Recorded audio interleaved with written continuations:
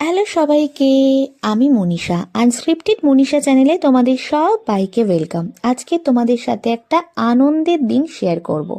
যদিও দিনটা সব থেকে ব্যস্ততম দিন ছিল।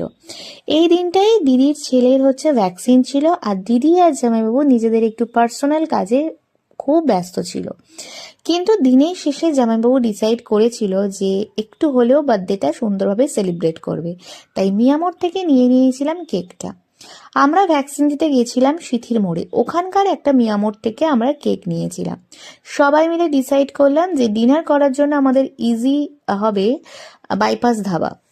সবাই মিলে চলে গেছিলাম বাইপাস ধাবাতে। অনেক দিন পরে সবাই মিলে ডিনারে এসে বেশ ভালো লাগছিল। তোমরা কারা কারা বাইপাস ধাবাতে খেয়েছো সেটা আমাকে জানিও, বা কি খাবার তোমাদের ওখানকার ভালো লাগে সেটাও আমাকে জানাতে পারো। বাইপাস ধাবার এই অ্যাস্থেটিক জায়গাটা কিন্তু আমার বেশ ভালো লাগে, ফটো তোলার জন্য একদম পারফেক্ট। বাইপাস ধাবার খাবার কোয়ালিটি কোয়ান্টিটি দুটোই ভালো, কিন্তু একটু আমার মনে হয় এক্সপেন্সিভ। যতক্ষণ ওরা কেকটা ডেকর করলো ততক্ষণ আমরা একটু গল্প, আড্ডা, হাসি মজা আর ফটো তুলে নিলাম। যাই হোক, এবার কেকটা চলে এসছে। এই কেকটা আমি নিজেই চুজ করে নিয়েছিলাম। তারপর চলো দেখো, বার্থডের জন্য কেক কাটা শুরু হয়ে গেছে। আর একজন তার মায়ের জন্মদিন কতটা বুঝতে পারছে কি জানি না, পুরো রেস্টুরেন্ট ঘুরে বেড়াচ্ছিল।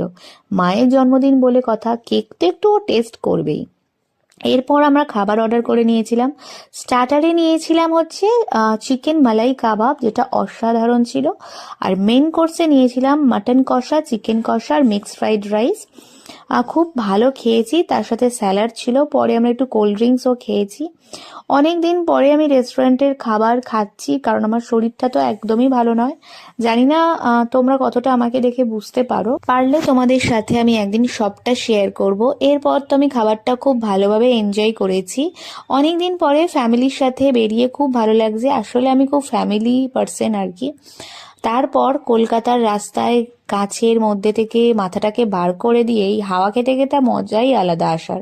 ভিডিওটা ভালো লাগলে লাইক, কমেন্ট, শেয়ার, সাবস্ক্রাইব করো। টাটা।